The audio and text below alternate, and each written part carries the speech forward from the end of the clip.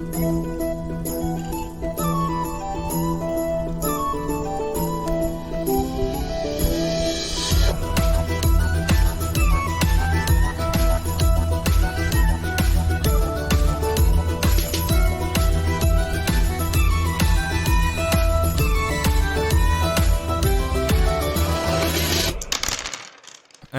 and welcome to the 3T RPG podcast. My name is Harrison Hunt, and with me is the beast himself. It is James Clark. Hello, oh mama. We got no Nick today. He's got a family emergency, and I could not record tomorrow, so it's just going to be the two of us today. But we're gonna have a good time, aren't we? Yes. Well, if you can't tell, this is a podcast all about tabletop RPGs, and today we've got a fucking good show for you today. We got feedback, we got RPG news with News Punch, we got What You Slaying, where we talk about what we've been playing, and we're going to do the main subject, which is mass battles. And I'm not talking about two Catholic men doing a rap. No. So, no, not at all. Yeah, but we'll find out what that is later on, listeners. And then we got Electro Letters. But before we begin, we're going to talk about rad dudes. They are Julian Burnick, Ryan Wahab, Ace B, and Jason Duncan. These guys pledge at the $10 tier on Patreon and thus are part of the Dark Army.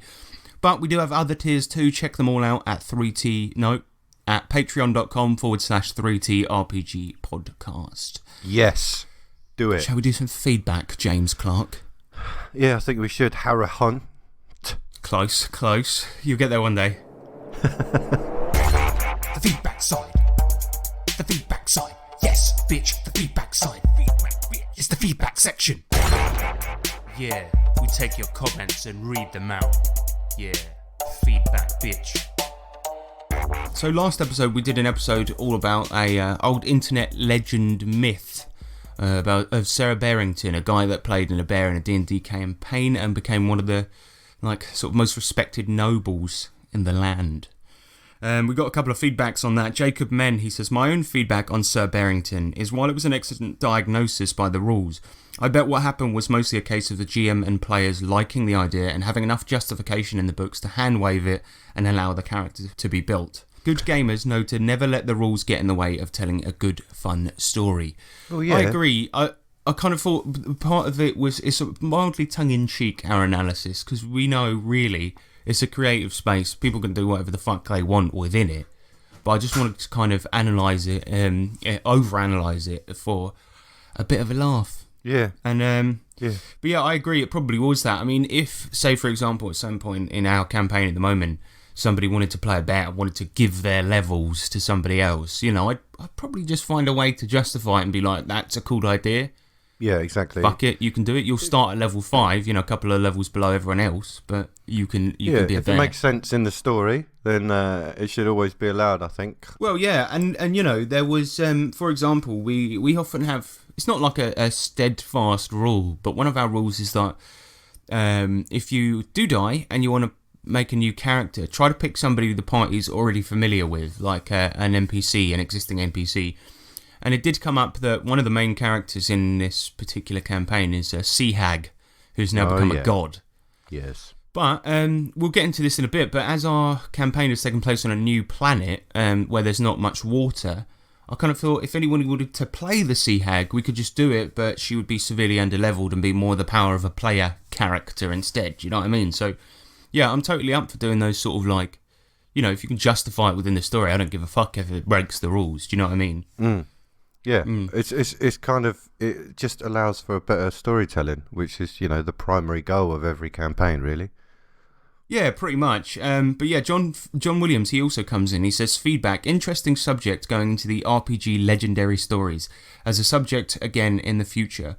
Off the top of my head, I can think of the gazebo incident and Oogie the Ogre. Now, James, I don't know about Oogie the Ogre, but I am aware of the gazebo one because it got referenced in Knights of the Dinner Table, that really badly drawn comic. Oh yeah. And what it is, I've read a little bit up on this story, and the gazebo incident is that essentially a bunch of adventurers were going into this field, right? And the DM's like, okay, you go into the field, you see a bunch of grass, some trees, and there's a 7-foot tall gazebo, and the players were like, oh fuck, what colour is it? And then he's like, I don't know, red. And they're like, shit, fuck, this thing's going to be powerful. All right, I get out my sword and I attack the gazebo. And it basically, it was a whole clusterfuck based on the fact that nobody knew what a gazebo was. They thought it was like a monster. Really?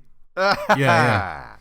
I hope it's true, but it is an incredible story. There's another one I wanted to dive in on, and in that comic as well, because they often share their RPG stories. And one of them was the guy was basically running 2 campaigns in the same world. One of which was this about this thing. It's like the hand of, I can't remember what it's called, but let's say it's called the hand of God or something like this, right? The idea is you're supposed to chop your hand off and replace it with this hand, and then you get all the powers, right? And one of the groups started a rumor that the head of God could be found in this cave, so that the other team that the guy was playing with would go looking for that and not for the item they wanted. So they go into the cave and they find a severed head, right? And all of the party proceed to chop their own heads off and try and put it on as quickly as they can before they die. What? Right? But of course, it was just a normal head. It's not a real item. And it even apparently got down to the last player, and the last player was like, fuck, maybe they did it wrong. All right, I chopped my own head off. What? Yeah. Maybe they did it wrong, and he doesn't realise that everyone's just dead. I mean, maybe it could have been that they were rolling low over and over again, so he was just like, fuck, man, they must have fucked up. I need a 20 on this one. Yeah, but yeah, I would, getting back to John Williams' feedback, yeah, I would love to dive into more legendary stories, because I think that was quite fun doing that one. Yes, it actually really was. I think it was, I really liked the over-analysis of it all, because it was, yeah, exactly, it was just tongue-in-cheek, it was really funny. And we were doing it, you know, if it was real, how would we, as rules lawyers, allow it to happen? Yeah, exactly. Michael Malarkey, he comes in and he says, I remember a tale of a 3.5 build to have a character move fast enough to break the speed of sound. I think it involved a Deepwood Sniper Prestige class ranger and a wizard who polymorphed himself into an arrow. The sniper gets +10 on his ranged weapon fire for every level. A ranged weapon can fire out to 10 range increments. A composite longbow starts with 110 range increments, so for a 10th level sniper that then becomes 210. Times 10 increments is 2,100. Starting at 16th level, a ranger gets 4 attacks per round, so those arrows are doing 2,100 times 4 per round, or 8,400 feet per 6 seconds. That's 1,400 feet a second, or Mach 1.24. Oh my god, the maths on that guy. I know, mate, but that is badass though. That's sick. Imagine that. I mean, it fires and then it goes because of the yeah. Then you cancel the polymorph midway through the spell, and you know, have you seen people go on, like, you know, when they do astronaut training and their cheeks go massive because of all the wind going. But he'd do that and his skin will just come off, right? Well, I don't imagine. Just unless you've had, like, you know, the training and sort of like the resistance training that they do in astronautdom. Yeah, your skin's coming off. You're gonna, or you just faint in midair. You're an arrow. You're an arrow, and then right at the end you go, right. Yeah, but I'm polymorph. Get your knife out, and it's like, oh. Yeah, but then you just pap, dead. Yeah, that is genius though. It's that type of stuff that I love, because, you know, you give players an item or a spell, and when they come up with a creative use of it, I fucking love that shit. It's beautiful. So if somebody did that in my game, I could only applaud them. But you know that would be their main strategy for every fight from that point onwards, because nobody's going to be able to deal with a guy just travelling at the speed of sound. Yeah, no, the man arrow. Sorry, I just took a sip of my tea. Oh, fucking well, hell. that is it for feedback this time. Yeah, a lot of feedback on the Barrington episode. Not a terribly popular episode, that one, but I hope if you haven't listened to it yet, have a listen. It's better than you think, maybe. I don't know. Good. It's a good laugh. Listen to it. Yes. Right, let's do some news, shall we? Shut up.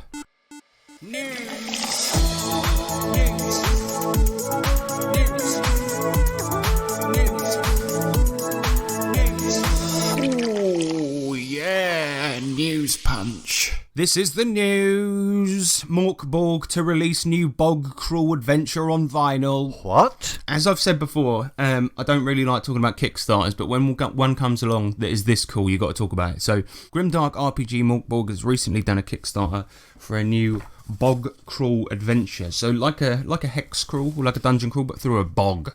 Nice. And this comes with an 8-page booklet mapping out an area called Targdungle and another called Trowrish, along with 20 smaller locales. 3 warring factions are laid out here too, whose leaders include the Mudmaster and the Twisted King. And the vinyl that comes with the module serves as a soundtrack for the game and comes on a yellow and black marbled vinyl with the inner sleeve featuring a map for players, which is fucking cool.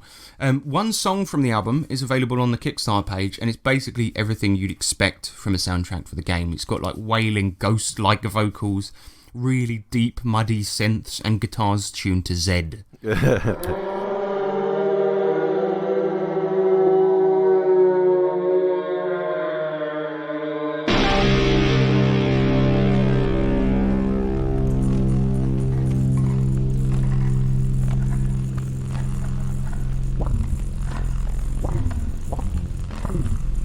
It's really fucking good, actually. And it finishes funding on the 30th of October, and of course, I backed it. Oh. So we'll talk about that when it comes out in April 2021. But yeah, so I think it's a great idea. I love it. I like the fact that they're going a bit outside of the box with what they're including with the game, which is fucking cool. It even includes a spoken word segment which reads out the nameless scriptures, I assume to some sort of spooky music. The only problem I have with this, and I think you'll agree with me, James, is that whenever people release soundtracks for RPGs, they're never long enough. No, I mean, right? if they released, say, 8 standard length albums worth of soundtrack, cool. You could put it all together, hopefully either set the scene because it's different soundscapes or different zones, or put it all on shuffle, and then it would never really be the same. But speaking as, I'm not a good musician, but we're both musicians, right? And the thing is that to produce even the shite that we produce, right, and to do a standard 8-track album could take up to 6 months at least, you know. Yeah. And so that's why they're never long enough. I mean, when we played Vampire the Masquerade, we did for a while use the Vampire the Masquerade official soundtrack, which actually has some bangers on there. But the thing is, it's only an hour long, so it only is a quarter of a session, and you get fucking fed up of the songs after about 4 sessions. Yeah. Well, it was just sort of like, oh, this song again, Yeah. And it's got some good ones on there, but it's just, you don't want to listen to it once a week for, 20 to 30 weeks, however long a campaign takes. You know what I mean? It's just, so I don't know. I'm getting this for the adventure because it's also quite cheap. It's only 20 quid for the whole thing. Oh, nice. But I think it remains to see how well the soundtrack integrates into the gameplay. I also found there was a dungeon synth album by a band called Null. They made an album for a small adventure. And the thing is what you're supposed to do is queue up certain songs during each room of the adventure, and it's like, well, do I really want to... but if you had the same song on repeat for the half an hour they're in that room when the song's 2 minutes long. Exactly. And also having to stop the game to quickly change over a track on a cassette tape or on your phone or whatever. I don't know. It's not for me really. But so I hope this one's better. But I like the idea. Yeah. I like the fact that it's got the map with it and stuff like this. It's a good idea to have, like I said, the different songs for different zones or different like small areas and that. And that's cool because those songs represent that area. But in practice, it's something very difficult to execute. Execute well, definitely, yeah. Price of Cyberpunk Red skyrockets. Why? So to coincide with the release of the new Cyberpunk 2077 video game, Artalasaurian Games are releasing the new edition of their Cyberpunk RPG, Cyberpunk Red. And they recently announced that the book is going up another $10 to $60, which is £46. But that's quite expensive for an RPG, isn't it?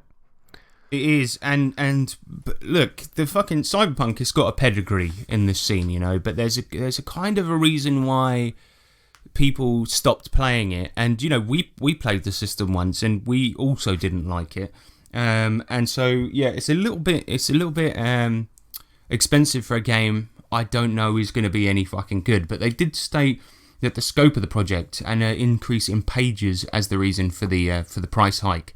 stating that it's a 450-page book with 140 pieces of individual art. Which, I get it, because if you look at Cyberpunk Cypher, right, that book is beautiful, it's really well made, it's on high-quality paper with really high-quality art throughout, and it's a 50 quid book. But even that, a great game that I know is great, I wouldn't spend 50 quid on it. So I don't know, I don't know, because Cyberpunk, I think it's a game that needs to be remade because the original system was antiquated and it's quite bad. Like, it didn't stand the test of time, unfortunately. So I hope it's good. But £46 for a game that could quite easily be quite bad. Yeah, they don't have the they don't have the reputation yet. I feel to charge that amount for that kind of. Well, book. you're quite right, because a lot of people played the game back in the day, but nobody is still playing it, and it's because of the same reasons that we dislike the game. Like, it's a very, very easy game to break, and the system itself is actually very dull. It lacks any fun factor. The setting is incredible, but the book, the actual rules are not, unfortunately. So I don't know. We'll probably take a look at it when it comes out, but I don't know. I'm a bit like jaded now. It's 46 quid. I might have checked it out otherwise, but fuck, we'll see. Maybe. Big maybe. But that is pretty much it for news. There's basically nothing going on this week. There's those two things. So, shall we talk about what we've been playing? I think it's about time, to be honest.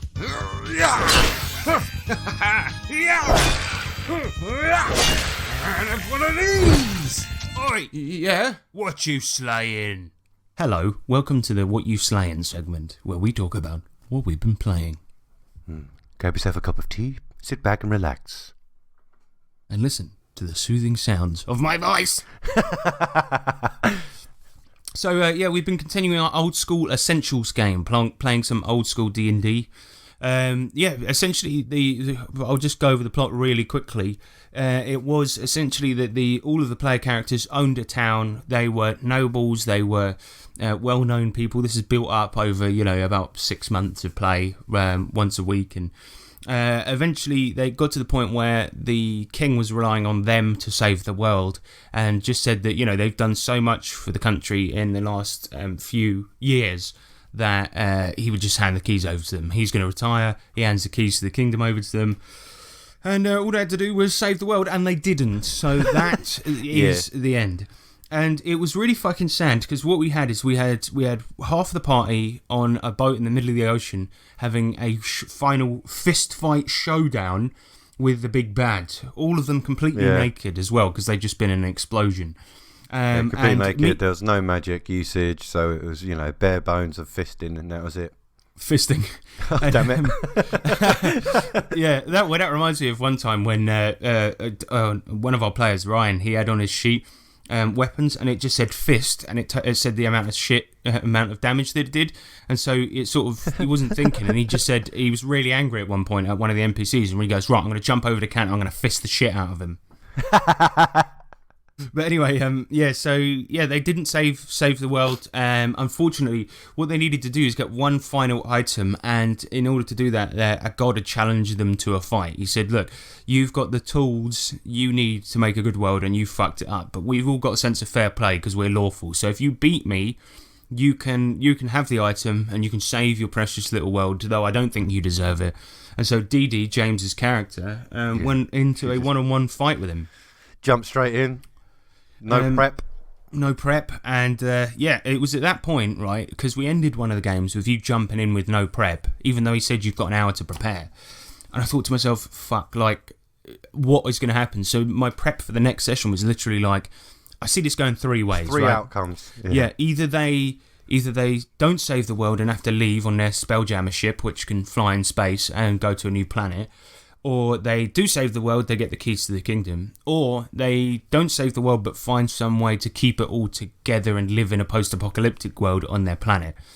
And unfortunately, it was the latter. And the sad thing about it is that the Pan, who's the god of gods, he basically, even the fight out, he made James's character huge. He made her equal power to the other god, and it got lost because of one bad initiative roll.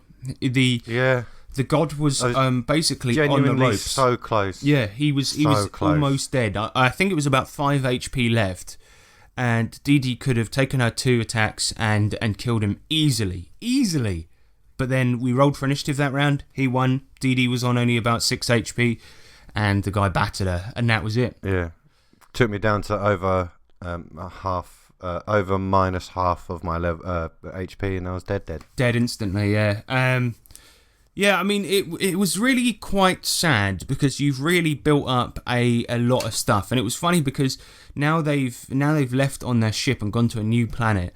And one of the players last week, they done a quest, got 10 of the new currency that's on this new world, and they went for all this trouble just to get 10 money, basically. And Ryan, one of our players, he just put his head in his hands and he was like, we were fucking millionaires. How has it come to this? Yeah. And I just felt so bad. I was like, look, to be fair, the progress that you guys made and all the stuff you built up, you had a chance to save it and it just didn't go your way, which it makes me feel like a shithead, but I was fair about it. It was the perfect, the dice really did make the decision. It was all down to the dice. And they chose not to allow it. And it was just like, we could just see it unfold. And I was just like, oh no. It was pretty bad. I mean, they did actually kill the Sky God, but it was after Didi's fight with him because they drove their ship into him. Well, a ship into him. And through his face. Yeah, knocked off his last few HP. But yeah, it was really fucking sad. But it was quite an epic last moment to that sort of part of the campaign where, there was an epic fist fight with the big bad going on at the same time, and I would cut each round between the fights. So yeah, it's quite interesting because when I'm thinking about it in terms of knowing what the 3 outcomes were. Yes, if we had the kingdom and then, I would have been the queen, but would have, found a way to king and queen us all because we were a party together. It would have been, I feel like potentially what would have happened is we would have moved around the world and gone to different countries. And that is exactly what I had planned. That's the sad thing. The first thing, because obviously the fight happened at the beginning of the game, so I had to prepare something to happen after that. And the first mission that I prepared was that there was going to be a bunch of other sort of smaller duchies coming in to meet you for proposals to marry one of your sons, right? So that they could have an alliance with you, and you were going to have to go and meet nobles, make a decision on which one your son has to marry. It was going to get all political, and the other players would be your advisors, and perhaps if you offended certain countries, there was going to be wars happening.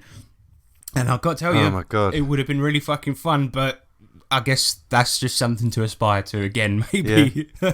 Yeah. Oh, it just sucks because I was looking forward to that part. I've been preparing for months for it, but oh well, fuck it. Shit happens. But I do kind of feel like it's quite nice to the fact that we've gone to a new planet and it's really fucking weird. We don't know what's going on still. We understand currency only just. And it's really dangerous. Tons of mutations you can get. I'm pretty fucked. We got new characters. It's very fresh. World, yeah, exactly. I wanted to go for something completely different, not just another fantasy world. Not you're in the modern day. I wanted to go for something to familiar but different. So what it is, James, is it's a bit like Gamma World and Mutant Cruel Classics. Is sort of so it's a planet where. I think this is fairly obvious and not a spoiler, but where an apocalypse has already happened, and this is thousands upon thousands of years after that. And because of the nuclear fallout, a massive irradiated jungle with all sorts of weird plants and weird animals has grown up around it.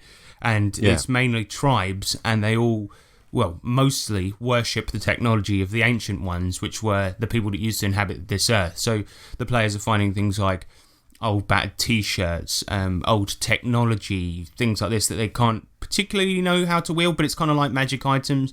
But additionally, the planet is so hot, it's 90-degree heat, and every day it burns you for damage and also mutates you. And the only way to stop that is to use suntan lotion, which is, I know, very stupid, but And some plants have mutated to grow suntan lotion out of them, but it's also the currency. So you have to use your currency to avoid the sun, basically. And I think that's Such a good idea, though. Yeah, I thought it would be a fun thing to play around with, and yeah, that's basically where we're at the moment, listeners. So yeah, we're kind of playing a science fantasy world at the moment, and the guys have just ended up at this tribe, and the tribe is so stupid they've been sacrificing all of their members to the sun to stop it from being angry, because there's some strange men that come in the night and take their people away and do experiments on them.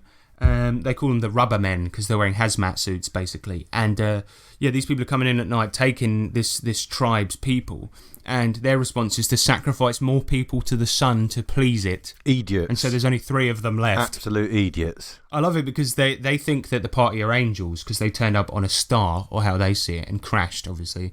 And they think they've come to save them. So they're like...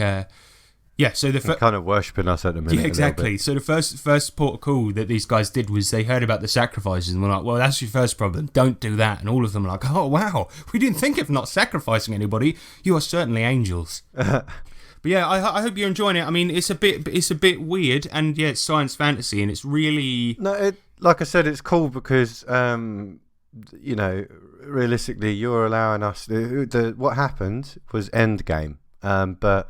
You've managed to make a new arc, but a new arc so much so that it literally is so fresh. It's like a new campaign at the minute. That's kind of what I was thinking as well, because you know Nick had just come back to the game. I didn't want to end it there, so I thought I'd continue with a sort of third arc and for a little while at least.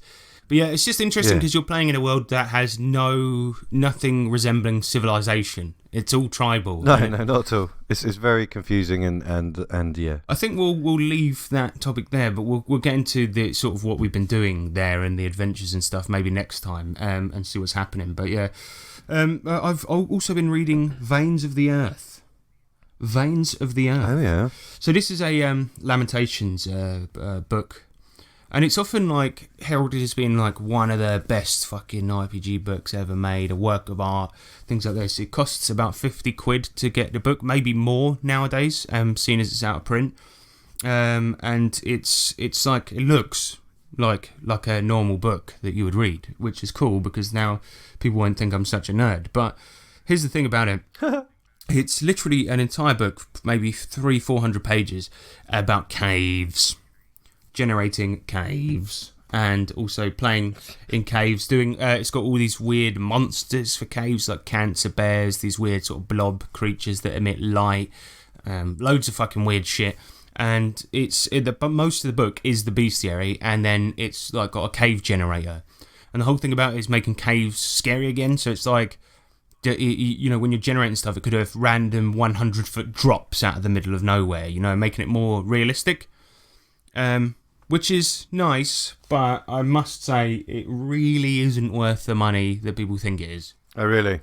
Yeah, I mean, the trouble is that it's basically a glorified bestiary, and the artwork, I think it's by a lady called Scrap Princess, and it's really actually not very good. It's got character, but it's sort of like scribbling, so it looks a bit dark, but it's like, the way it looks is a bit childish, and as good as the monsters are, and as good as the cave generator is, it's really not a book that warrants that price tag. That's the only problem with it. It's a good fucking book, but it's not worth £50.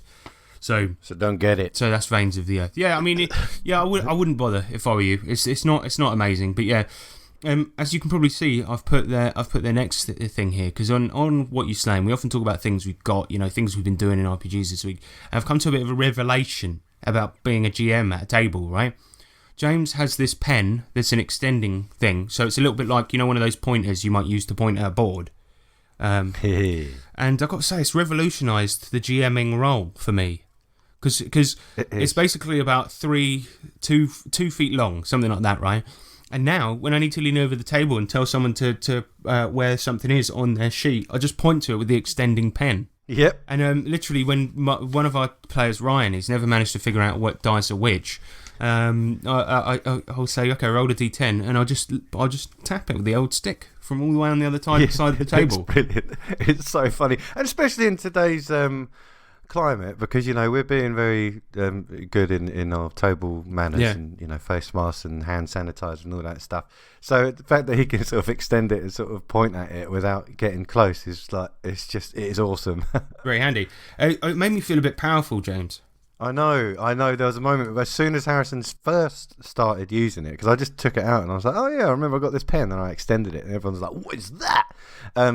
But then Harrison was sort of sitting there, sort of waving it about, just thinking, yes, well, I think you're going to do this next. I wasn't even listening because somebody said they were doing something, and I was just busy pointing at people, waving it around, and then I was like, I'm so sorry, I wasn't listening. Can you say that again? I really got drunk off the power of using the pen.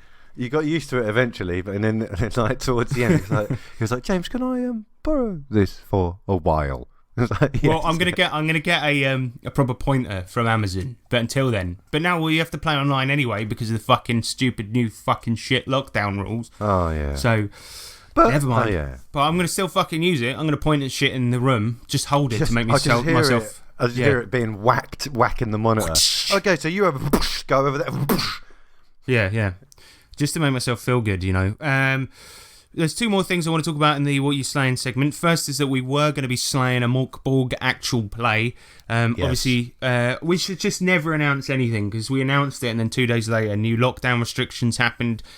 It doesn't affect me and James, but Nick, the third member of this podcast, unfortunately, it does affect him. So we it affects again postcodes, doesn't it? 3 members of our table game are affected by it, and other 3 are not. Because they're in Greater London, which is a fucking piss take anyway. I was worried that we were going to be in that because fucking Red Hill, some people say that's Greater London, which is insane because it's 2 hours away. But anyway, fuck it. Yeah, so we're going to be playing online. So yeah, what it means is that we can't really do the Mork Borg actual play. I know some people are comfortable doing it online, but we're sort of not. We think it has a better dynamic when we're in person. Yeah, it loses its dynamic. We could probably just about manage it, but I'd rather not. Realistically, the worst part of it is the editing. Yeah, and it just makes it longer, and also it makes it more difficult because I have to, anyway, point is it won't be as fucking good, so we're not going to do it. The last thing I wanted to talk about was that I got banned from the OSR RPG group on Facebook. Now, but why? What was annoying about this, James, is that because of my reputation, everyone just assumed I'd done something wrong. This is the one case where I haven't done something wrong. I know I'm a troll. I know I put weird things on the Savage Worlds Facebook group, and others, many others. But this is the one group where I was on my best behaviour and I got suddenly banned without warning. I asked my mate Jeff if he had any idea why that would be, and he went, maybe something to do with this. And he showed me a list of banned words that can get you banned immediately from the group, right? What? And I think what it is that, one of Nick and I's first products was made with Lamentations of the Flame Princess in mind.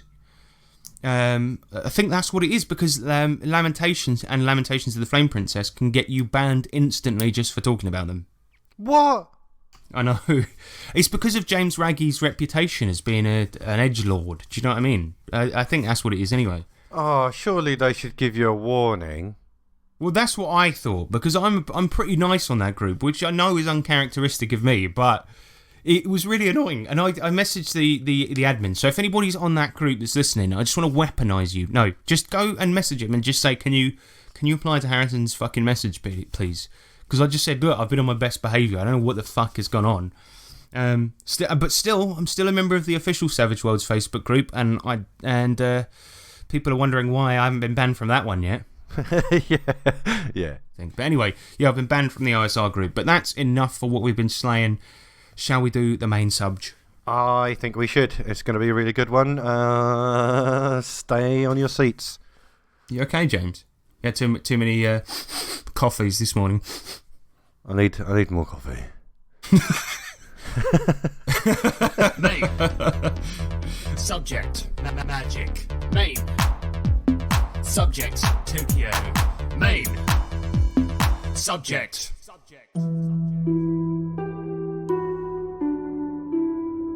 The stakes of your campaign have reached boiling point. The enemy's base, huge and imposing, is not penetrable by a group of your homeless player characters, and trying would mean certain death. So there remains only one option, to risk a full frontal assault with an army of like-minded good guys. Or maybe the player characters have pissed off the wrong guy and now the enemy is bringing 200 of their best men to your town. It's time to gather everyone up, get the hot oil ready, and defend yourself with everyone that's able to carry a weapon. The huge battles of Hollywood movies with hundreds and hundreds of men are a staple of fantasy, sci-fi and historical fiction, where the sound of death fills the air, desperate melees fill the streets and Legolas tosses a dwarf. These battles are often the reason people get into RPGs, because they see these heroes killing bad guys left and right in a huge battlefield full of combatants, and they think, damn, I want to be that cool. So why do many people struggle to implement giant mass battles into their games? Well, today we're going to examine some of the more well-known rules for mass battles, analyse them, and give you what I think is the best, foolproof way of running full-scale military battles in an RPG. Oh, yeah. You ready, James? Oh, I'm so ready.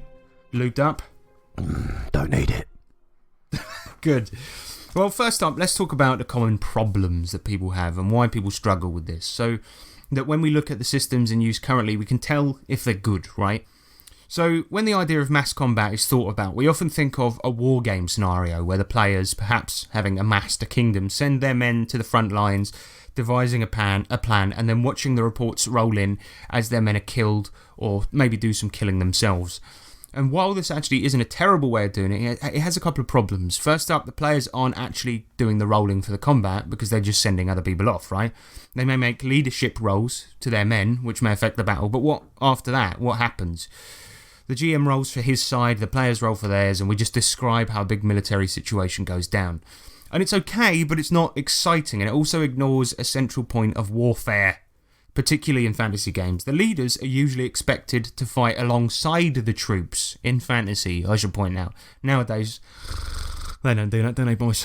Political. Yeah, too good. Need to stay at the back. Right, exactly. So if in fantasy games specifically, you know, and probably in a lot of sci-fi and science fantasy, right? If the leaders don't fight alongside everyone else, then they might have a mutiny on their hands. So they've got to be in there. In medieval battles, it's unlikely that leaders will be killed in battle and would often wear resplendent armour so to signify who they are, and thus will be captured rather than killed and used as a bargaining chip. It makes them less likely to die, of course, but then Richard III died in a big battle after his helmet fell off and he got battered to fuck, so it can still happen. Yeah, of course it can. Now, it's a battle. It's a battle. Yeah, one stray sword and you're dying in the battle. But yeah, so it can happen accidentally. People can, some overzealous twat can, while he's trying to capture you, accidentally kill you, this, that and the other. So this is obviously a bit different from like modern war-based games, as great leaders are rarely expected to fight, but I have a solution for that, which I'll get into later. I guess what I'm saying is that when you read a book with a huge battle in it, or see a film with the same, what does the director do? He focuses in on the main characters as they scrap amidst a hail of projectiles and swords. It's not just a zoomed out shot of two armies fighting like you're watching a game of Command and Conquer, because that would be mental, wouldn't it? Yeah. I mean, imagine Lord of the Rings, right? And it gets to all those really cool battles where there's that one where they're trying to defend a place. I forget what the fuck it's called, Helm's Deep or some shit. And imagine if the camera just zoomed out and you just watch sort of two armies just sort of aerial view, just like yeah. Man, I would pay to see that cut of Lord of the Rings. Yeah, that would be great. You just see them look like ants, like yeah. Oh, if they had the voices like in the Worms games as well. So yeah, the first part of my advice is this: focus in on each character's scenes in the battle and play those out, perhaps making rolls for their side based on the success of each character's scene.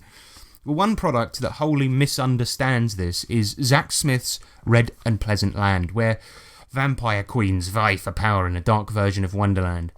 And here's Zack's suggestion, James, and I think you're going to hate this, but he suggests that when two opposing sides engage in large-scale conflict, that the DM clears the table and the players and the GM engage in a game of chess with him. Oh, fuck off. And the winner determines the outcome. No. Yeah. Nope. I think that sucks for one main reason, is that I think at our table, I'm probably, maybe James T, but I think I'm the only one that could play chess. Do you know the moves in chess? Yeah, I can play chess. All right, so then three of us. We're out of practice, so it would be a really boring game of chess. I'm very bad at it. I mean, Yeah, me too. I mean, I'm at maybe a level of a 12-year-old, like an average 12-year-old. An average, maybe mildly retarded one. Yeah. Mild, though. Mild. I'm not trying to offend you here. But yeah, this is obviously fucking terrible. It completely fails to include the character's abilities into the fight, and also completely abstracts out any nuance to the fight, boiling it down to a simple win or lose, which is often not the case in most military battles. A game that understands the cinematic ideals of big battles is Savage Worlds. Oh, yeah. Now, in Savage Worlds, the target number is almost always a 4. Any multiple of 4 rolled over a 4 is a raise, which means further success. So that is going to become important, which is why I'm pointing it out. But this is used to good effect in their mass battle system, where armies start with tokens based on their advantages in the fight and the numbers of their fighting forces. So players then decide the character's role in battle and appropriate skills such as knowledge battle for strategizing, or shooting for sniping the enemy numbers from a distance, or maybe intimidation for a rallying cry that unsettles the enemy. The successes and raises are then added together for bonuses on the overall battle roll at the end for each side, basically. And the battle roll is affected too by such things as how many men you have compared to the enemy, tactical advantages, whether or not, you ate that morning, things like this. But then when the two sides lose tokens based on who won each round, and depending on how many died and any tactical advantages, each side does a morale check. And if you lose control of your forces, and they just scatter and they bugger off. If both continue to fight, then you repeat the steps again. It's actually really fucking cool. And it's quite brilliant because the book says it's important to narrate the scenes of the characters' bravery as they take part in each round. Each round represents 2 hours of hard fighting. Oh, wow. That's pretty awesome. It's fucking awesome. And we played one in our Dark Tower campaign for which we used Savage Worlds. And I think, it might have been you. I think you were on the roof, James, sniping people at the time. So yeah, I didn't realise it was depicting 2 hours. I did mention it at the time, but it's been about a year since that game happened. So essentially, it was a 16-hour fight where James was moving around the battlefield to different sniping locations and picking people off with a team of villagers that he trained to shoot. And it was pretty fucking cool because you sort of focus in on that. Then the tokens on the table representing sort of the health and the morale of each army and how many men they have. But the focus is on the players. But you've got a representation there showing you, how the battle's going overall, which I think is just fantastic. Really well done. Characters can, of course, take wounds, during these battles as well, if they fail their roles, making it's really fucking easy to die in a mass battle in Savage Worlds, which is fair, makes sense. Yep. But yeah, I've played a few of them, and it's always tense, exciting, works extremely well at making the players and the battle a focus without simulating every tiny move.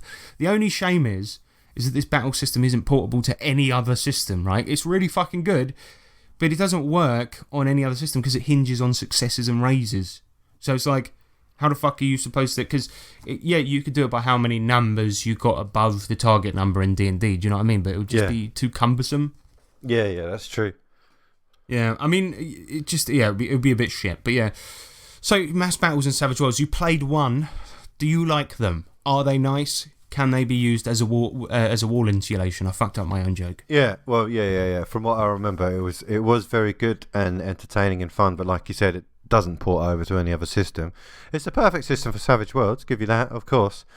Yeah, but yeah. You want something. In my opinion, you want something that you could use more broadly in other areas, so that as soon as it happens, potentially everyone at the table, I was like, we've done one of these before, we know exactly how it's going to go down, I'm really excited for it, and then we can get into the thick of it more quickly. And it is perfect, but the unfortunate thing is it only works for that game. If I'm playing that game, it's the fucking system I'm going to use, but I would just love it. I mean, and Savage Worlds, by default, it sort of requires you to have a couple of props, like chips for bennies and a pack of playing cards. So the thing is that a lot of these little things like having tokens for each army is much easier to do on the fly if a mass battle for some reason comes up.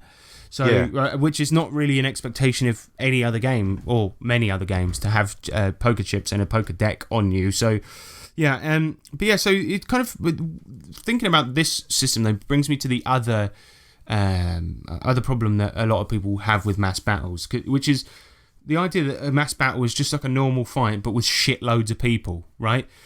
Which obviously is going to take fucking forever. And I've actually seen a GM pull out a 50 enemy fight for a big final encounter, which in a movie or a book would be really fucking epic, right? Because it would be quick. It would be like take for instance, in Matrix Reloaded, the second one, right? That huge fucking fight where he's fighting off like 20,000 Agent Smiths. Yeah. Cool in the film. Imagine playing that in an RPG. Imagine, James, if you were Neo, right? And we played out every round of that combat. How long would that take? I mean, that would take ages. It's cool. No, it wouldn't be cool at RPG. No. I mean, the most I've stretched to, if you remember the second episode of our Solomon Kane campaign, Yeah. when the bloke saw you coming, he knew you were coming, he hired a bunch of mercenaries, and you fought 20 guys. But they were 20 really weak guys. And I mean, actually, the episode that we've just done on our current campaign, the guys went to a tribe and fought. There was 20 guys, but they're all 1 HP guys, right? So you could be slicing through guys, and they were just villagers basically that were. Yeah, so I mean that is one way of doing it, but ultimately, if you're getting into a combat and you've got so many guys on the field, it looks cool when you take it in pictures. It looks cool when you describe it later or when it's in a film. But on a table, it really isn't fun because it just takes too long. And it makes no sense to stat and roll for every combatant on the field because you're going to be there all day. Especially if you're imagine that if you had a A4 paper wad of characters, you'd be like, "Yep, so he's here." He'd come up to you and he looks at you and be like, "Oh, wait a minute, that's his name's Blob Knob."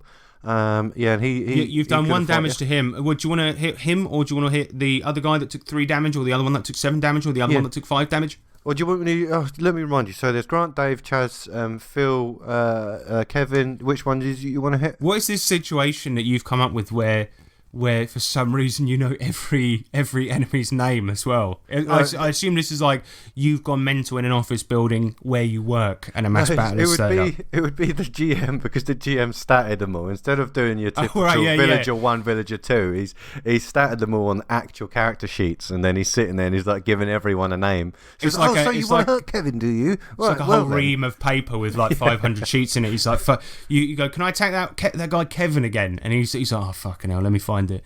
Just go to my index. That's page 200. There we go. Yep, you do 1 damage. Cool. Right, moving on.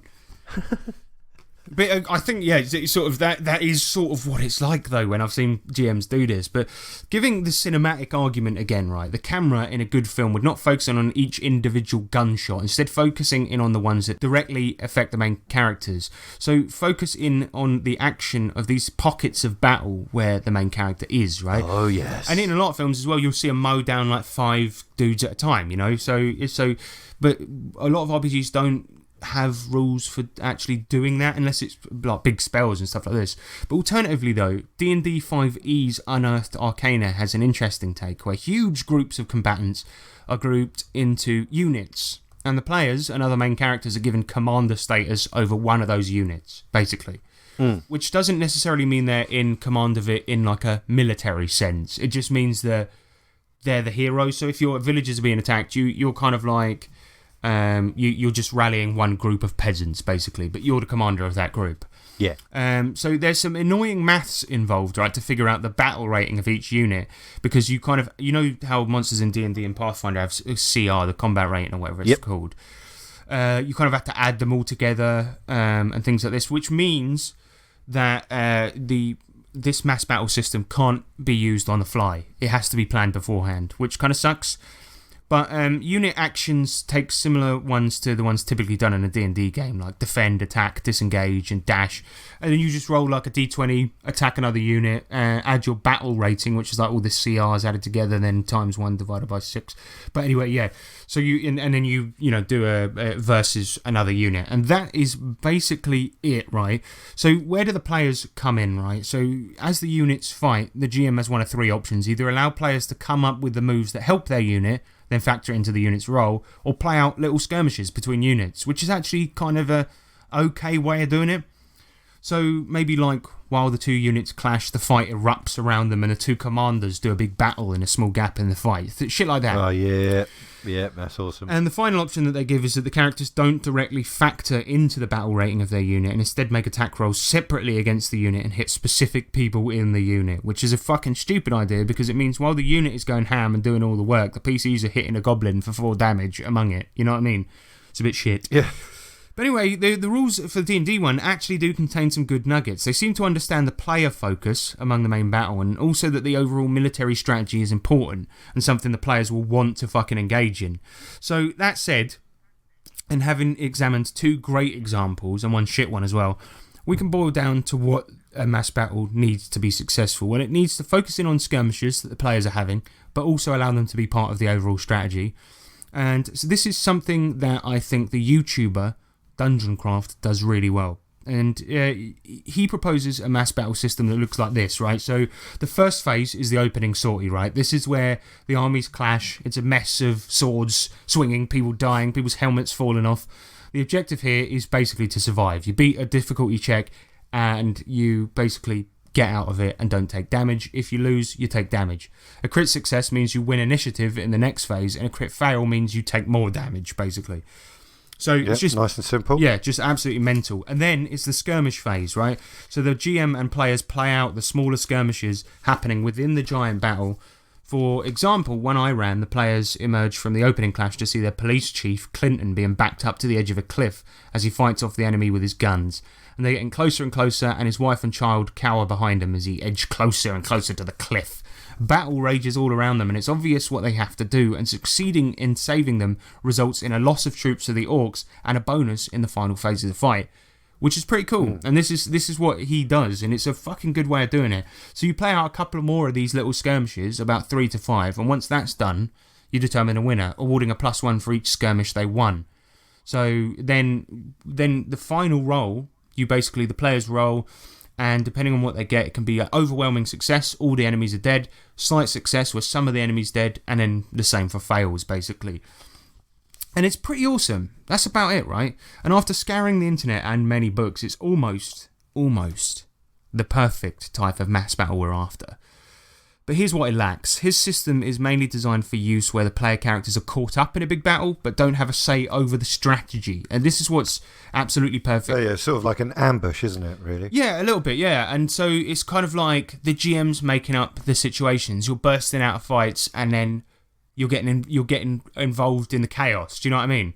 Rather than sitting there planning. And it just lacks that one stage. Yeah. Because even if you're defending, you remember that Deadlands game we played, James, where you knew a big mass battle was about to happen, and you've got the prep time to do it. And, I'm aware that's not always going to be the case, but I think where possible, try to make it so. Even if it's just like a guy turns up 10 minutes before the fight and says, shit, they're coming, something like that. Yeah, because there's always that, you see the, pardon me, in sort of like films and stuff, you see them on the horizon, and then you have a few minutes to prepare, and it's incredible just how quickly, if you have troops and people like that, how quickly people can actually prepare in those situations. Yeah, I mean, I was reading the Ken Follett Kingsbridge trilogy recently, a really fucking good set of books, and there was one where they knew the enemy was coming in about an hour, right? Some guy came back to Kingsbridge, and yeah, they didn't do anything amazing. They just got everyone to gather rocks into baskets and get up on the walls so that they could smash people in the head with them. But it's like, it at least gives players agency among the chaos. You as the DM, you can be like, okay, your shit goes wrong. Okay, you're trying to gather up rocks. It's not quite there, whatever. But the point is that you want to give them the option of trying to prepare for it because it makes it more fun, basically. Yeah. So Dungeoncraft, while it's almost perfect, it just lacks that. And so my rules that I've come up with, which I think are perfect, I'm going to go through them now. And here's my modified version of his rules. So it's got a little bit of inspiration from other sources and Dungeoncraft as well. Ooh, let's say strap in. I really enjoy this. Strap in. Get ready, right? Because let's say you have an enemy base you want to attack, like in my current campaign, and it's your hundreds of men versus theirs, right? First up is the war room, right? So it's the strategizing phase. And this is where the players have to plan out their attack or indeed their defense. But they're given 3 to 5 big maneuvers, right? That's what you got to do. So it's 3 to 5 big military moves that they can do, and they can plan it any way they like, and they could do little sub things within those, but it's 5 moves, which make up the 5 encounters you're going to play out. In the case of the game the other day, it went like this. This was their plan they came up with. The first move was a hit squad of 10 of their men were going to scale the enemy base at the back, assassinate the men operating the signal fires, and at which point the hit squad would send a pigeon back to the main forces. This particular step doesn't actually involve the players directly, so instead I just let them roll, then describe the thick, sort of nervous atmosphere as they looked upon the enemy base in the distance awaiting the pigeon. Yeah, this is very, very tactical, and it wasn't like, it wasn't a big manoeuvre, but it was a very important one. And it still counted as a step, basically. The second one was that the flying squadron, led by 2 characters, were to do a bombing run. Because, in OSE, knights get flying mounts. So they were dropping masses of explosions on the front gate, flooding the enemy moat with rubble, and allowing the ground forces to come in. So that was the second one. Additionally, they also dropped caged monsters into crucial parts of the fortress as well. Which was yes, we did. Fucking awesome. So this part was basically that's their second maneuver, and I basically treated that as an extended skill challenge with many successes needed to avoid turret fire, archer arrows, and discord amongst the flying knights. Basically, so players rolled their leadership or any other appropriate skills to make sure the operation pops off. Notice that I didn't actually include the opening sortie phase from Dungeon Craft's thing yet, and I do use it, but just not yet. So, firstly, the 2 manoeuvres were surprise attacks, so I'll roll surprise, and only then will I do like an opening sortie where the 2 armies clash and you have to just roll to survive it. Also, manoeuvre 3, basically, after that, the next part of the plan was for the ground forces, also led by 2 players, to enter the base via the hole made in the last round and split their army down both sides of the base.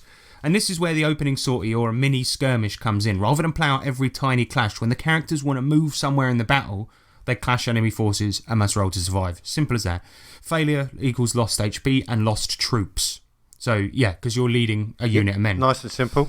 Anyway, the third manoeuvre ended with the force being led up the left by Urchin, one of the characters, attempting to find a magic item amongst the enemy buildings, and a force being led up the right, bombing the enemy barracks. And as they moved around, they got involved in mini skirmishes like this, resolved in a few roles, which is kind of new use of Dungeon Craft's opening sortie rules. But anyway, next round, the Flying Knights were to blow up the enemy's power source, a giant staff-like object called a Mana Fracker. And this is where I use one of my interruptions, or interrupts as I like calling it because it sounds cooler. So if your players have planned a 5-step operation, as a GM, you get 2 interruptions. If it's a 3-step operation, you get 1. Just depends on how much time you've got to play, basically. But the interrupt is a point in the battle where something unexpected occurs, and the players have to deal with that to get on with that step of the plan. So as the flying... Brilliant idea. Yeah, I think it made it quite fun and unpredictable and sort of simulated Well, it's good because I know you're going to go into detail about them, but you had 2 and you used them both. I did end up using them both, and they were bloody funny. So as the Flying Knights moved in to do phase 2 of the bombing and bomb their power source, they hit a mini skirmish, take loads of damage, but survive as they and their forces break out to see the interruption. And basically what it was the king's brother, revealed to now be working with the enemy. He's amongst the battle, riding a dragon, and he yells Phandalin, which is the name of their town, pointing at the 2 Flying Knight player characters. Now, the player forces are engaged in airborne battle all around them, protecting their explosives, and amongst the 2 characters, now they must fight off the evil guy to continue with the second bombing run. So it's not like all of their units are getting involved in this thing, but basically because they've got units, they're safe enough to have this one-on-one fight amongst the battlefield with this bloke. That's essentially how it works. You would expect, I feel like in a mass battle or real life, the nobles are protected by their people, so this kind of thing could happen. Exactly. And there should be enough respect on the battle to allow that to happen as well, I think. Yeah, no, I completely agree. And it's just cinematic. It's fucking cool. I mean, remember in Lord of the Rings where there was that woman who's, man, my knowledge is really terrible about this, but the woman where it's like the Nazgul is there, and it's like, blades will not pierce the fuck of the Nazgul wielded by a man. I can't remember what the words are. And she's like, I am no man, and she stabs him. But imagine if just suddenly some of the enemy forces just went up behind her and conked her on the head. It would be very uncinematic, and this kind of allows for a bit of cinematic, battles happening. But yeah, they have to get past the interruption to continue with that phase and get it done.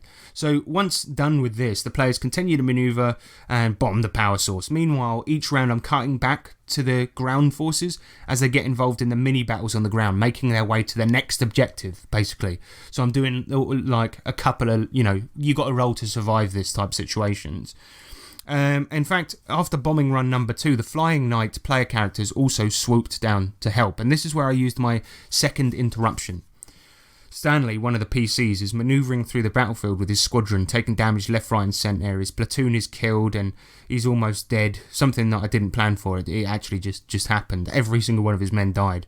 Yep. And his colleagues all carry out Manoeuvre 5. Yeah, and as his colleagues all carry out Manoeuvre 5, I kick in with the interruption. Stanley, here's his jealous ex-girlfriend, yelling over the battle. And as the orcs gang up on the now alone Stanley, their commander, the ex, a woman called Shaniqua, tells them to stand down. And now on the battlefield, he's in a one-on-one fight with Shaniqua, and he has to overcome this in order to continue his mission and go and bomb the fucking barracks. So other players come to his aid, etc. But ultimately, this is the end phase of the battle, right? All the other plans have gone off, and this, that, and the other. And we don't roll for winners or losers, really, unless the battle is like completely inconclusive, instead focusing on the narrative elements of the battle, right? So you could roll to win or lose, you could do all of this, right? But I prefer to just narrate it based on how the battle went for everyone. Well, it made sense in my opinion, because like we did say the 5 phases and the interrupts, and quite obviously we progressed, so we were successful in them. Yeah. So you don't need to do at the end, oh, here's some number crunching, and by the way, you won. It's like, okay, but we passed each phase, so we know we won. So you don't need to detail that at the end. So it made complete sense. Amongst the fight, all of your big manoeuvres went off. So how the fuck what's the point in rolling for it? But they're fully aware that, they didn't kill everyone, and that after they killed the 2 sort of leaders in the base, that most of people would run away. Yeah, they scatter, they try and leg it because their leaders are fucking dead, But exactly. So at this point, it's not really necessary to narrate, to roll. You just need to narrate it, really. But to recap the whole fucking system, because I've gone into it in detail on how it went down in the game. So phase 1 is the war room. The characters plan out 3 to 5 maneuvers, which become the encounters. And it makes your job really easy as a GM because they do all the planning. Phase 2, if necessary, do the opening sortie round where the characters clash with the enemy and must succeed to survive or take damage. These types of mini-fight are also used as the characters try to move around the unit on the battlefield. Phase 3, play out each manoeuvre as an encounter. Phase 4, determine a winner. And bonus phases, basically you're adding interrupts into the whole thing. Use mini/quick encounters when the players encounter anything more than, say, 5 enemies, basically, among the battlefield, because it's just easier that way. Yep. And another thing is, obviously, as I mentioned, one of the players got their unit reduced to 0, okay?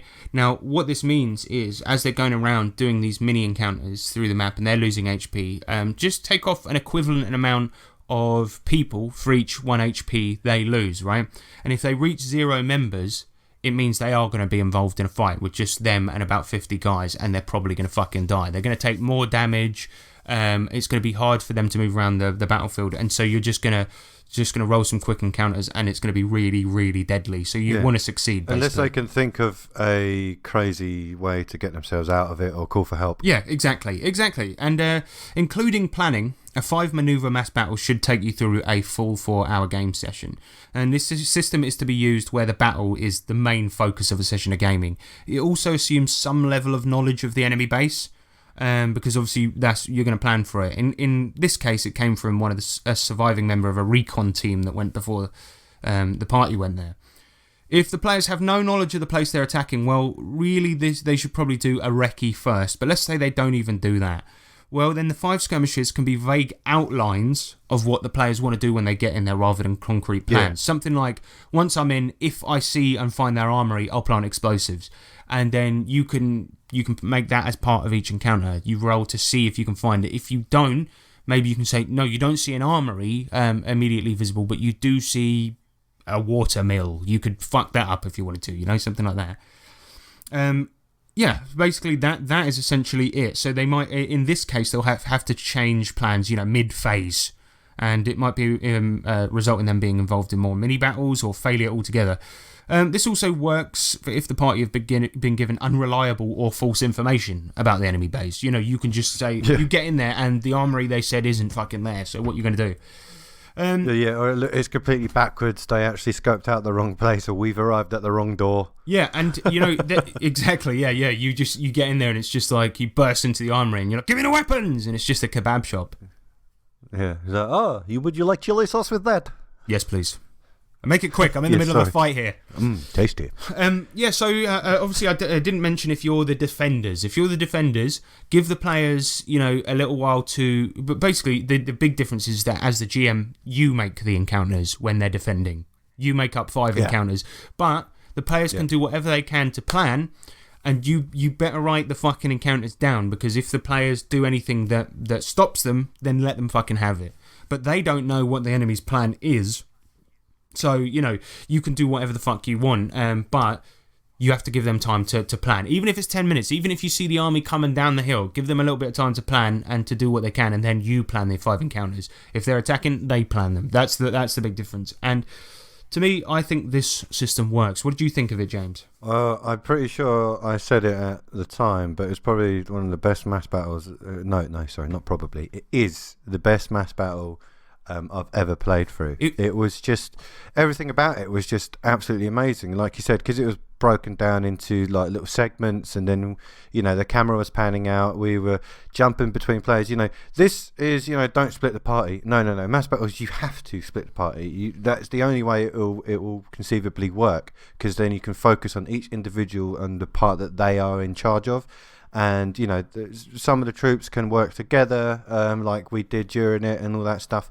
And it's just made for a more easily understandable cinematic battle. Like, everyone knew exactly what was happening. They had their perfect vision of it, because it was described, I'd say, easily, because of the fact that it was broken down into segments. Yes, we had a recce done beforehand, so we knew the layout, which was awesome, and it really helped us picture everything. And we had a very, very good plan to, you know, tackle, and everyone at the table knew what was going on every step of the way, and every single roll and battle was just, you know, it really, really was gripping, the whole thing. It was a really intense fucking session, because it was like any minute anyone could fucking die. People were wrapped up in little battles, people were wrapped up in their encounters, and it just it put the focus, because it means that the players get to use their skills in the battle. It's not just determining one side fighting another. It means that the carefully built up, you know, player characters get to use their shit and use it to actually help the outcome, and almost in any way that they like, which is very fun. And I personally think, for me, this is the one I'm going to stick with, because I really, really do enjoy it. And I thought that if I felt like drained after that session, because it was so fucking intense. That at times I was running 4 encounters at the same time. You know, it was like but I would cut between them frequently. That's another thing. If players do split and they're playing out their encounters, do it one turn at a time and cut between all 4 of them, because otherwise you're going to be there all fucking night, or players going to sit there for an hour waiting for somebody to resolve their encounter. So, like, James, when I'd say you were fighting the guy on the dragon, the Flying Knights were fighting the guy on the dragon, at the same time I was playing out one of the other encounters that was going on the ground with the guys moving up. So all I do is, on the player, when we roll initiative on the player side, because we're doing group initiative at the moment, I would just say I'll just say, okay, we'll cut back to the guys on the ground. Okay, DD in the sky, it's your turn. Then it's the monsters, and then we cut back to the guys on the, you know, like that. So yeah, it's definitely the best thing to do, is to dart between each like section, and it builds a bigger picture quicker, and it also allows you to see more of what's happening, and rather than just wait until the end. I don't think any player had to wait more than 5 to 10 minutes for their turn. Not at all. And that's one of the best things I think about this kind of this mass battle system. Yeah, I think Well, I'm glad you liked it, and I think I will be publishing these rules somewhere at some point, just for people to buy. I'll probably just put it to pay what you want, but I'll have like a little sheet for planning out battles and shit like this. So I will be publishing that somewhere soon. But probably, I don't know when. But yeah. Anyway, listeners, let me know what you thought of my mass battle rules, which are like a mutant hybrid of loads of different ones. And if you know of a better one, let me know, because I'd love to hear that. But let's speaking of listeners, let's do some electro letters. Okay. In the future, you will be able to send a letter or parcel from anywhere on the planet. This, sir, is the electro letter.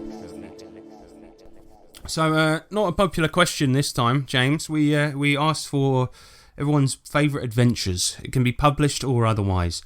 And we only got a couple of replies on this one because it wasn't a popular. But sometimes, you know, you can't hit them, can't hit the good ones every time. You know, you're not always hitting a 6. So I'm sorry. Yeah. I'm sorry I failed. Also, to be fair, we were supposed to be playing Mork Borg today, and I put the question up quite late because we only found out about lockdowns on Thursday. So Yeah. all right. Well, best adventure, published or otherwise. Daniel Irwin, he comes in. He says, not sure if it was a published adventure or homebrew, but a game of Paranoia years ago has never made me laugh so much. It's the conceit of the game, quite frankly, but the PCs were killing each other so frequently it was hilarious. I personally took out the entire party at one point as I had a rocket launcher with a collection of rockets, but none of them were labelled, so the effect was random. I fired it and it turned out to be a nuke. Despite everyone being dead, we all rolled around laughing while our new clones were delivered. But then half of them immediately got radiation poisoning and died too. Hashtag the computer is always right. I actually don't. I know so little about Paranoia, but I didn't know that you played clones in it, or maybe that was just his game. But yeah, that is fucking awesome. Sounds like we need to delve into it, eh? Yeah, well, I'm fairly certain that nobody will publish an adventure where the players are intended just to kill each other at the beginning and then come back to life and then die immediately again. But I do like a good fucking... I mean, that's why I like Intrigue at the Court of Chaos so much, the DCC adventure, because, you know, it's you're doing like god level adventures at fucking level 1, which is so much fun. And in addition to that, like, it is the whole conceit of the adventure is to try and get the party to fight each other at the end, because all of these chaotic gods offer them different things if they give them the artifact the players are sent to retrieve. So it depends on your alignment. So certain people have this little vision, and it might be of one god. Certain people have it of the other god, and they're all saying, give it to me. And right at the end, people are supposed to fight each other. In the 4 times I've run that adventure, it's never actually happened that way, but there has been arguments about it. Yeah, next one comes in from Robert Woford. He says, we played in a West End Games Star Wars mission in which we ended up hijacking a damaged Imperial Star Destroyer and crashed it into a slave labour mining camp. Half the group was on the ship, the other half was getting the slaves out. That was in the 90s, early 2000s, and we still talk about the epicness of that mission. What is this fucking nice. Star Destroyer? I'm not a big Star Wars fan. Is it like a Death Star? I think it's that, yeah. Okay, so they crashed a Death Star into a slave... How big would that be in comparison to the slave camp? Isn't a Death Star like a planet size? Yeah. That would be like putting an orange on an ant. And I mean a big orange. Yeah, pretty much. A big one. orange. Not a small orange. A big orange. So yeah, that's pretty cool, man. And yeah, I love it when you have those stories. Like, there's huge parts of games I can never fucking remember that we've played over the 5 years our group's been together. But then there's certain missions that you always go back to and talk about, and certain moments, and I do love those fucking things. I mean, the one that always comes up is our GURPS game that we played for, you know, nearly 6 months, and then all of your work went out the window because of a bunch of stupid moves, basically. And the ship got bombed and sent to shit, and it's like, yeah, those legendary stories that come up within your RPG group. It's like, fuck, I can't believe that happened, you know, and it's so much fun. But yeah, fucking driving a planet into another one, that's got to be up there, right? That's pretty intense as things go. It is pretty intense. But yeah, that's basically it. We got 2 emails. But I think killing email of the week, it's got to go to Dan Irwin because he killed all of the player characters with a nuke by accident. Yeah. Funny enough, it's not even. I mean, that did sort of happen in our Fallout game as well, didn't it? Because No, completely. we were did. trying to disarm a just nuke. killed We didn't ourselves. fire it at the players, but yeah. Yeah. Session 3, TPK, and it's like, right, so next week we'll just start from 100 years in the future. Yep. And all new characters as well. It was fucking annoying. It was 3 sessions in. It was so funny seeing my brother's face though, because he didn't know what to do. He thought his campaign was over. He'd been preparing for months, and then he was just like, "Fuck, you guys are dead. What am I gonna do?" Yeah, it's like you say months. He bought his time well, didn't he? He kept putting it off. Oh yeah, he always does that. It's so funny because whenever it gets to, I don't know if other listeners have experiences, but whenever it gets to time for Sean to run his campaign, he just goes like, "Oh, what next week? We're doing it next week. Like maybe, or do you fancy running like a couple of one shots or something?" It's always the same. Yeah, pad it out. It'd be like, oh yeah, would you want to just sort of like take a break? It's like, no. Oh, he did say that once, didn't he? The fucking idiot. We haven't taken a break in 5 years. Like, I mean, the only time we've ever taken a break is when the GM is on holiday. That's it. But we're not. Yeah. No, we're not taking a break because of you. Yeah. And I think we've only really done that like even once or twice because Handful. we've had filler sessions as well. You know, just a one shot, just to get together to continue living the passion. That's a good fucking point. Yeah, because when Nick was running Gen Lab and he went on holiday for 2 weeks, we did Lion and Dragon, and we did Tales. Daring Tales, I think it's called, for Savage Worlds, like a 1920s game. We also had a mini maid campaign. Oh, 2-3 sessions. That was good. Yeah, that was really fun. Yeah. All right, well, we got one general question. It comes in from John the Paladin. He says, "Do you guys play video games? If so, what are your favourites? Are there any you'd like to see turned into an RPG?" James is going to say Mario. I'm going to say Metal Gear. Nick is going to say Destiny. All right, fuck off. All right, see ya. Yeah, it's actually true. But yeah, let's go into it a bit more. So your favourite games, Mario games. Odyssey. Yeah, you think that's the best one? It's It's pretty up there, to be honest. I do have to agree, mate. It's such a fucking good game. And you know, I don't really play Mario games by myself. I tend to play them like with my brother or something. But that was one I fucking loved, man. It was so good. It was so much fun, and like the controls are just so fucking tight on that game, and they're really different. intuitive. And I like the fact that ever since the Wii and the motion controls and Mario Galaxy, they've really pushed those kind of controls to the games on the Switch, and it's like it's awesome. Yeah, I like the fact that the motion stuff is sort of optional in Mario Odyssey. Yeah, and there's bits where you can lean into it, and it's so helpful because you can just sit there. Because like you don't like it when you see me playing the Switch, because I'll sit there with my arms folded. You're like, what are you doing? Whereas my hands are next to me. I have to attach it to that. I have to attach it to the grip. I can't play it. Yeah. My brain gets confused. Like, it's stupid. It's really stupid. Yeah. But I did try. I replayed Breath of the Wild recently, and I was lying down playing just with my arms by my sides, and I've got to say it's way more comfortable, especially because I've got RSI on my right arm. But yeah, Mario Odyssey's sick, man. It's like I really like the how quickly you can find the moons in the game. Like, now they've been replaced with stars, because it's such a great game for portable shit. When I was on holiday and I was playing it, every night while my wife takes 3 hours to get fucking ready, it was such a good game just to play and like knock out a few stars. Yeah. Well, I used to have 20-minute train journey to and from work, and the amount that I completed during that time. Yeah, I mean, I tried to do the fucking 500 moon challenge, but before there's the 250 one. And you have to fight every boss in the game in a row, and you can only get hit 3 times. I was like, I'm just not good enough to do this, so I just gave it back to you because I borrowed it off you. Yeah, I did dems. Yeah, I know you did, but you're good at those games. I'm really fucking not. I don't really play like Mario games that often, but that one was a fucking good one. I mean, to me, the best one of all time was Mario World, and then this one's really knocked it off the top there. Oh yeah, it has. Oh, but further to go on the question, I don't think it's conceivably possible to make a Mario RPG. Not a tabletop one. Let's put it that way. Because otherwise people are going to be like, what about Paper Mario? And let's be honest, that's been shit for years anyway. Although I do kind of want a new one. Well, we'll talk about it off the podcast. No, we are. I'll talk about it now. Fucking the new one, apparently what I've heard about it is an RPG video game, right? but the combat, the way it works, you know, like say for example in Mario and Luigi Superstar Saga for the Game Boy Advance, in that one, combat with like regular enemies takes seconds. So when you're just jumping on a Goomba, it's like you put your couple of hits in. If you time it well, you fucking kill them. But like in this new one, it's like grid-based combat, so even minor combats take fucking ages. That's what I've heard. So, so they're trying to Pokemon it. a little bit, yeah. So it's a bit. So yeah, I don't know if it'll be worth getting. I'd say look up some maybe footage. I won't. Yeah. But any like because I don't. One of our players that is at our table, they once did say that they were going to do a Savage Worlds Mario campaign, and I convinced him not to because it was a terrible idea.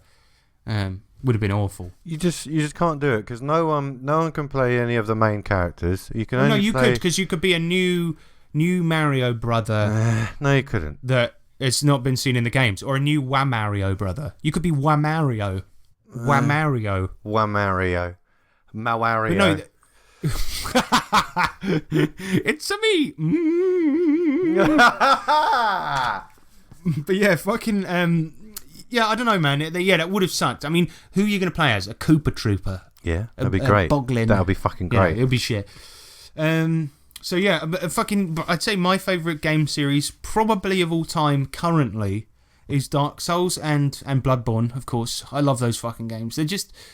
What's weird is that they're known for having a reputation for being difficult, right? But the thing about it is that it's all about learning enemy patterns and learning a map and sort of you get good by sort of learning and retrying things. I mean, that's what makes it so fucking fun. And I find the game's quite relaxing to play. I've completed all of them. And I just sit there, I stick a podcast on, just sort of bang my head against the wall in the game a few times, get through areas, things like this. And I realise I'm quite bad at them because by the end of each game, I do get to a point where the enemies are too good to like, I can't beat them, so I just run through all the final areas without getting any more XP and then just cheese the last boss in some way. But yeah, I think there's like some sort of subsystems that I'm not realising because, James, this game is so bad at tutorialising, and I think it's on purpose. Yeah, it basically tells you nothing. It just drops you in and you just have to fucking do it. I mean, the only reason I've managed to complete them is via YouTube videos and summoning other players. That is literally it. I recently completed Bloodborne again with my brother, and we got to the last boss and we realised we were so underleveled, and we summoned a guy that was clearly hacking and he just killed it in one hit, and we just went, well, that was a bit underwhelming. Completed the game again.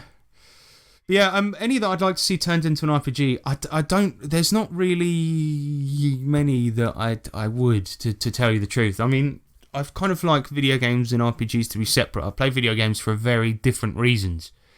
You know, they've got good stories, good worlds to them, but I think I'd like to keep it where it is. I often nick stuff from RPGs, like I've replayed Death Stranding recently, and put like a lot of stuff from that in our current campaign and stuff like this. But yeah, that's probably my favourite game of all time, Dark Souls. I do have to say, I've been playing one recently. I think I mentioned it on the pod before. We've been using the soundtrack as the soundtrack to our current campaign. Is Caves of Qud. Ah, yeah. Yeah, it's a really... What annoys me about it is it's a terrible, terrible name for a game. It is pretty... It sounds pretty shitty. Yeah, well, and it looks it too. That's the problem. But the thing about it is that on a first glance, you look at the name, you look at the game, and you go, oh, mate, that's not for me. Because it uses, like ASCII art, where everything is... So it's like that. Now it's got tiles on it, which it has had for some time, but it still looks like a DOS game. But the thing is, by having a really simple look to the game, they've made a really complicated and deep systemic game rather than a game that has good graphics or animations. It doesn't have animations, or it barely does. But the thing about it is that it's basically like playing Mutant Cruel Classics on your computer, and it's really fucking good. Like, the world is randomly generated for the most part, except for key locations, so you can just stumble across weird stuff, and it's also permadeath, so you can die instantly. Oh, no. And I've spent probably the first 20 hours dying at similar points, getting a little bit better, like setting up my character a bit differently, and then trying again. And it's a really fucking good game, and it's one that I find myself returning to a lot, despite the fact that it looks like shit, and it's quite obtuse and weird to play, but it is just so much fun. It's so deep. Like, a lot of the lore, for example, in the game is also randomly generated. So, for example, you often find legendary people you can do a water ritual with to learn stuff from them. So you pour water over yourself, and you can learn stuff from them. But sometimes the legendary enemies will be something like a baboon, which, as you can see, is probably inspiration for our current campaign, because there's been a lot of baboon fights in there. So, so I met a legendary enemy the other day called the Great Ooh-Ooh-Ah-Ee-Ee, or something like this. That's a pretty well thought out name. I know, it's cool. But yeah, I would say if you've got a tenner, buy Caves of Qud, that's Q-U-D, and play it, because it is so much fun. It's just, I like the look of it, personally, but I can see why people wouldn't, because it looks like a DOS game. Is it DOS But game? it's not. It's wicked. Is it wicked? It's a wicked game. You got any other favourite games? No. Should we give a shout out to the Ricky Cuneo games? Oh, yeah, mate, they're great. This is just like unsung hero of video games, because this is like a Japanese only, pretty much. Everyone remembers River City Ransom, right? That's the one we got in the West, right? But actually, it's a fucking series with shitloads of games, and the best sports games ever made as well. They were great, because like, you could fight each other and like kick the ball or throw it or whatever. It would turn into a banana or a... Well, you can't throw it, but what you can do is put it in between your legs, jump onto one of your teammates' heads while he carries you and throws you into the goal. And this was an NES game. It was so fucking good. And it's still fun to play nowadays, but like, for example, and also that like, if you get enough speed, then jump, then kick the ball, you can get like so much power into a shot that you get a special shot for your country. And for example, Argentina, it turns into a banana, and it can smash through the enemy goalkeeper and just burst into the goal. And it's a fucking weird game, but like, yeah, good series of games about rival schools in Japan. Really fucking good. Really good. Check them out. All right, so that is the video game chat. Let's do an outro. Okay, bye.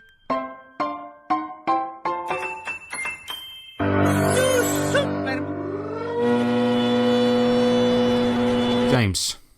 Yeah. What's the email address? It's freetrpgpod@gmail.com. James. Where's the Facebook site? freetrpgpod in it. Without What? the in it. Yeah, take it out. James. What should they do about money? Where should they deposit it? I should put it directly into our banks, or go to patreon.com/freetrpgpod. Yeah, James's account number is 314 5H1T. All right. Well, I've been Harrison Hunt. I've been James Clark. And this has been the 3T RPG podcast. Remember that D20s are cool, but 20Ds, now that's a good time.